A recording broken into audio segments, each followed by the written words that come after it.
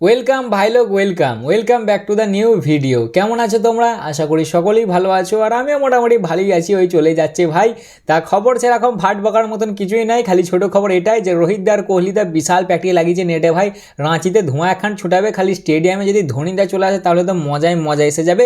যদিও কোহলিদা অলরেডি গিয়েছিল ধোনিদার বাড়িতে, সেখানে তারা খাওয়া দাওয়া গল্প গুজব করেছে।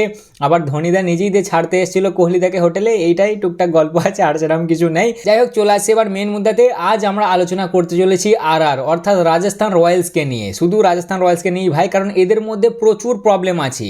প্রবলেম যেমন আছে, অনেক সলিউশনেরও ব্যাপার আছে, ঠিক আছে। তারপর শোনা যাচ্ছে নাকি রাজস্থানও বিক্রি হতে চলেছে, তাই ভাবলাম চলো এদেরকে নিয়ে আজ আলোচনা করা যাক। আর তো মাত্র একটা টিমকে নিয়েই বাকি আছে, খালি আমার গোয়েঙ্কা দাদুর টিমটা বাকি আছে, বাকি মোটামুটি সবকটাই হয়ে গেছে।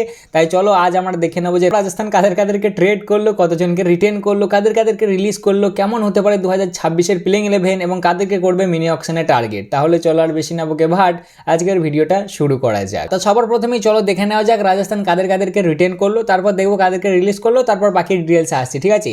তা সবার প্রথমে যদি চলে আসি কাদেরকে রিটেন করলো, তাহলে রাজস্থান টোটাল 16 জনকে রিটেন করেছে, যার মধ্যে 1 নম্বর হচ্ছে জয়সু, 2 নম্বর হচ্ছে জাড্ডুদা। রিটেন করেনি, ট্রেডের মাধ্যমে নিয়ে এসেছে ভাই। 14 বছর পর সিএসকে কে ছেড়ে চলে এসেছে জাড্ডুদা রাজস্থানে। আচ্ছা, 3 নম্বর হচ্ছে জোফরা আর্চার, আমার আচার সোনা। 4 নম্বর হচ্ছে ভৈভব সূর্যবংশী। 5 নম্বর হচ্ছে রিয়ান পারাগ। 6 নম্বর হচ্ছে ডোনোভান ফারেরা, যাকে ট্রেড করেছে আর কি দিল্লির কাছ থেকে। 7 নম্বর হচ্ছে নান্দ্রে বার্গার। 8 নম্বর হচ্ছে শ্যাম কারান, একেও ট্রেড করেছে। সব থেকে বেশি ট্রেড তো এরাই করেছে ভাই, মানে নিয়েছে আর কি ট্রেডের মাধ্যমে। আচ্ছা, 9 নম্বর হচ্ছে সন্দীপ শর্মা। 10 নম্বর হচ্ছে সিমরন হেটমায়ার। 11 নম্বর হচ্ছে শিবম দুবে। 12 নম্বর হচ্ছে তুষার দেশপান্ডে, এটা আমি ভেবেছিলাম রিলিজ করে দেবে, বাট রিলিজ করেনি। 13 নম্বর হচ্ছে কেনুয়া মাপাকাকে রেখে দিয়েছে ভাই। 14 নম্বর হচ্ছে ধ্রুব জুরেল। 15 নম্বর হচ্ছে ইউধবীর এবং 16 নম্বর হচ্ছে লুনা দ্রে, কি একটা আছে ভাই, ওভারসিজ প্লেয়ার সে আর কি। টোটাল এই 16 জনকে রিটেন করেছে এবং রিলিজ করেছে 9 জনকে, যার মধ্যে 1 নম্বর হচ্ছে ক্যাপ্টেন সঞ্জু স্যামসনকে সত্যি ভাই রিলিজ করে দিয়েছে। প্রথমে ভাবছিলাম হয়তো করবে না, বাট করে দিয়েছে। 13 বছর পর রিলিজ হয়ে গেছে, ট্রেডের মাধ্যমে সে চলে গেছে সিএসকেতে। 2 নম্বর হচ্ছে ওয়ানিন্দু হাসারাঙ্গা। 3 নম্বর হচ্ছে নীতিশ রানা, যাকে ভেবেছিলাম যে ভাই রেখে দেবে, নীতিশ রানাকে ট্রেড করবে, এটা আমি একবারও এক্সপেক্ট করিনি, দিল্লির কাছে ট্রেড করে দিয়েছে। 4 নম্বর হচ্ছে মাহিশ তিক্সানা। 5 নম্বর হচ্ছে ফাজল হক ফারুকি, যেটা এক্সপেক্টেড ছিল। আচ্ছা, তারপর 6 নম্বর হচ্ছে তোমার আকাশ মাদওয়াল। এটা এক্সপেক্টেড ছিল না যে মাদওয়ালকে ছেড়ে দেবে, ভালো বোলার, সেরকম চান্সও দেয়নি, বাট ছেড়ে দিয়েছে। 7 নম্বর হচ্ছে অশোক শর্মা। 8 নম্বর হচ্ছে কুমার কার্তিকিয়া এবং 9 নম্বর হচ্ছে কুণাল সিং রাথোর। এই কজনকে রিলিজ করেছে। বর্তমানে রাজস্থানে যদি দেখা যায় তাহলে কেউ ক্যাপ্টেন বর্তমানে নেই ভাই, যেহেতু সঞ্জুদা ছিল সে চলে গেছে সিএসকেতে, তাই ক্যাপ্টেন এখনও কোনো ঠিক নেই। টাকা এরা নিয়ে যাচ্ছে 16,05,00,000, মানে সেরকম খুব বেশি টাকা নেই, মোটামুটি কাজ চলার মতন টাকা আছে, খুব বেশি টাকা এটাকে বলা যাবে না ভাই। আর 3 নম্বর হচ্ছে এদের নোটা প্লেয়ারের জায়গা আছে, যার মধ্যে একটাই ওভারসিজ নিতে পারবে। ওই জন্যই তোমাদেরকে বললাম যে এদের নানা রকম ঝামেলা আছে ভাই। তাই এবার বানাবো প্লেইং 11, তার আগে তোমাদেরকে রাজস্থানকে নিয়ে কিছু ছোটোখাটো আপডেট দিই। যার মধ্যে 1 নম্বর হচ্ছে এদের ক্যাপ্টেন এখনও কোনো ঠিক নাই। যতটা শোনা গিয়েছিল, মানে যখন ট্রেডটা হয়েছিল জাড্ডুদার আর সঞ্জুদার, তখন শোনা গিয়েছিল যে জাড্ডুদা এখানে এসছে 14 কোটিতে, জাড্ডুদা কিন্তু ছিল ভাই সিএসকেতে 18 কোটিতে, বাট এইখানে এসছে 14 কোটিতে।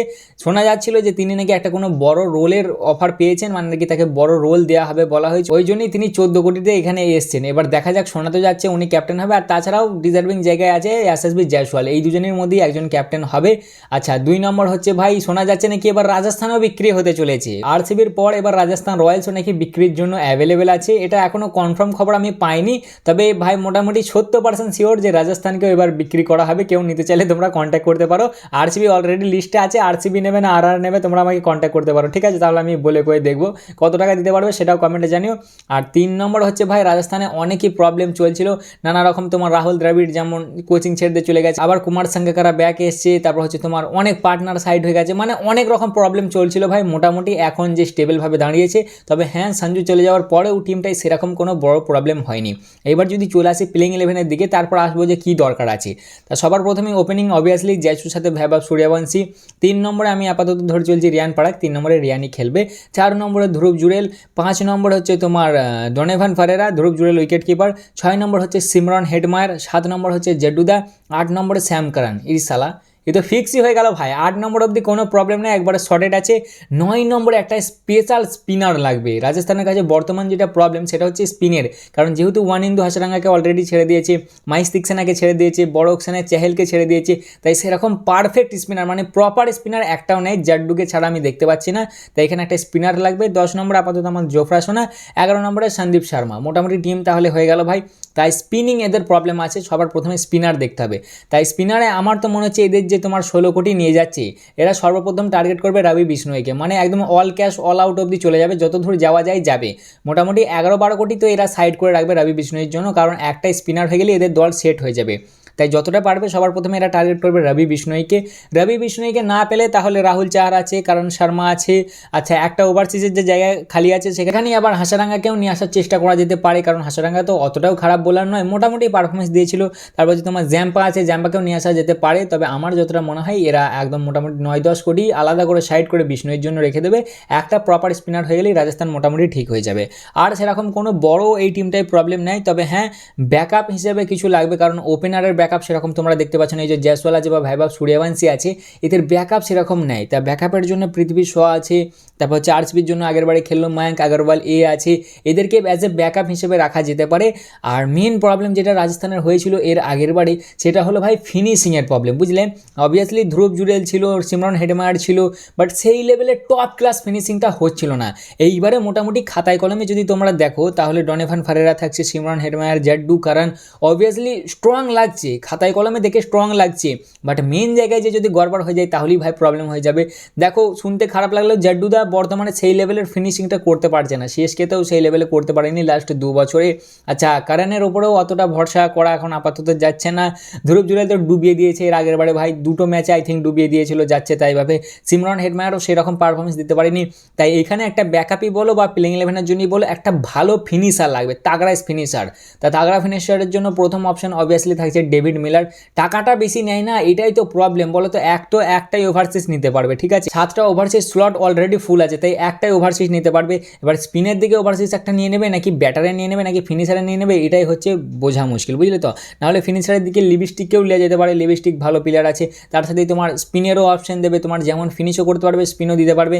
কিন্তু ওই একটাই প্রবলেম, ভরসা করা মুশকিল ভাই। আবার তোমার স্ক্যাম তো ও মালটা, ওই জন্যই আরও বেশি চাপ ওকে ভরসা করা। যদিও এমনি খাতায় কলমে যেটা অলরেডি সেট হয়ে আছে সেটা খারাপ নয়, যদি ভালো করতে পারে তো ভালো, না করতে পারলেই গেল। না হলে লিপস্টিক আছে, মিলার আছে। আর যদি ইন্ডিয়ান পেসারের দিকে ইন্ডিয়ান ফিনিশারের দিকে যাও কম দামে, তাহলে মাহিপাল লামরোর আছে, অভিনব মনোহর যে ছিল তোমার এর আগের বারে খেলেছে এসআরএইচের হয়ে, এগুলো মানে কম দামে নিতে হবে। রাজস্থানের কাছে বাজেট সেরকম নাই, বাট মোটামুটি ব্যাকআপ লাগবে আর স্পিনার লাগবে, তাহলেই হবে। আর একটা ইন্ডিয়ান পেসার লাগবে, বুঝলে তো। দেখো সন্দীপ শর্মা, দেশপান্ডে আছে, সন্দীপ শর্মা ভালো, বাট দেশপান্ডে অতটাও খাস আমাকে লাগে না। তাই যেহেতু তারা আকাশ মাদওয়ালকে ছেড়ে দিয়েছে, আমি এখনও বুঝতে পারছি না কেন ছেড়েছে, ছাড়া দরকার ছিল না, বাট যেহেতু ছেড়ে দিয়েছে তাই এখানে মোটামুটি তোমার সিমারজিৎ আছে, নেওয়া যেতে পারে, কম দামেরই নিতে হবে, কিছু করার নাই, সিমারজিৎ আছে। আচ্ছা মোহিত শর্মা আছে, দিল্লির হয়ে খেলেছে এর আগের বারে, ওকেও নেওয়া যেতে পারে। কুলদীপ সেন এদেরই বোলার, ছেড়ে দিয়েছে পাঞ্জাব কিংস, ওকেও নেওয়া যেতে পারে। মানে ভাই নর্মাল বোলারগুলোকে নিতে হবে, যেগুলো কম দামে পাওয়া যাবে, 30 লাখ 1 কোটি এরকম দামের বোলার নিতে হবে, তাহলেই মোটামুটি রাজস্থান রয়্যালস ফিট হয়ে যাবে। ঘুলিয়ে গেল আশা করি, আমি ক্লিয়ার করে বলি।